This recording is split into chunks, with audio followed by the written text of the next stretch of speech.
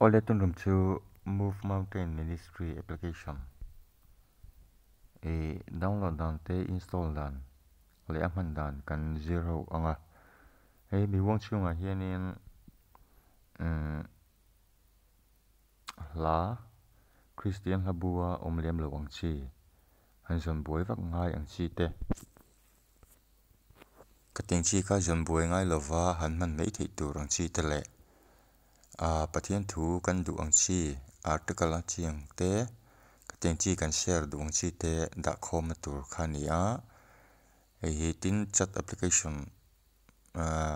WhatsApp version do WhatsApp base ang do in akal bokanga hi description a hianin link da do na click link ti omanga I click tur link da do na chumi chu I click anga chuanin copy sha kanaya link hainan click anga then download don ni iko Google account na ron require anga I okay anga package installer phone nang lovai mi hi chang kata chunin kati lo do ta pokhan ni nga kan download hiam vek tur anga ya chumi join install anga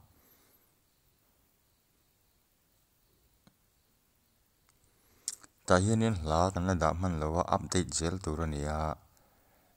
le thuzia kang chi po da lu ala ni lova aga setel ta potila tin kan open anga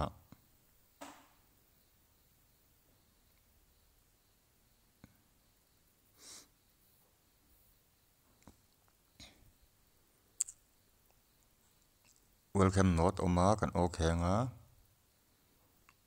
try TM10 han ti ve tawla heti lo chuanin honor te man chuanin ting hen lo omanga impact ke onga hen tilai hianin welcome note description oma thuziak le hladu da lu turang chi kha kan nei ni chuanin WhatsApp number ka da ta hianin inron private mainga chingai tilai hi menu oma 3 lines ami a hianin 3 line a hianin click tawla game number 5 photo hi ka mingin kan da ve hrima ministry members tele campers te khan ta chen chunga hian 3 lines sign click le ula min pe to zo kang ti la khan ta ti chuanin an click le tawla ka thu pui ber ti te ti khan chandam tun min ruina lam tluang ti ang chi te kadai zel don ting chi te da lu phutania hruina ti chuanin hetlai search button hi oma chung tlang a in click tawla ka ti en chitala ta hianin option a rom pe chenga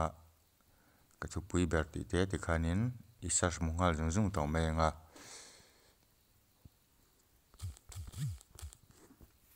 chan ti ronga dan type ta la chandam tun min ruina ti khanin zong hu zung zung taw nga ti chuanin tilai menu a kan lut lenga da bel tel ka nei chu income ho na ti an lut tawla okay nga ta hianin allow I pe nga tani mingi da don ani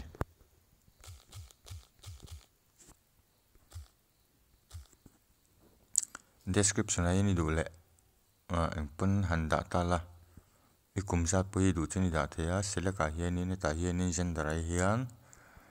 male mi pa ni chu male mi chen chu female khani le mai ti chuni photo a hianin profile photo tura han click la select photo la file moi gallery main open anga I thalak tur khe mang don ni tikanga I save ang ti chuni ta hianin a ho hoin kom thei don ani chat thei dona tu ma chat kan lom lova mang ma saber tu kania ti chuanin I profile khai ten lo lang to bok anga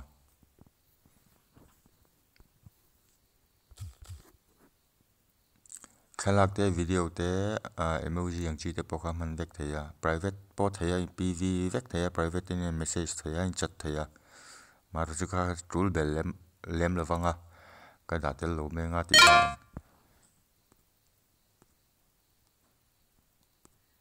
i WhatsApp ya chak jok tura duan ania kha man dan tlang pui download dan le install dan ni ta a setong khanin hla da bel zel ania tin article ang chi pathian thu kai noi ang chi tel le enge a pathian thu tak run lem lo ang chi po hring nun ta na short pui tur ang chi thu ang chi hrim kha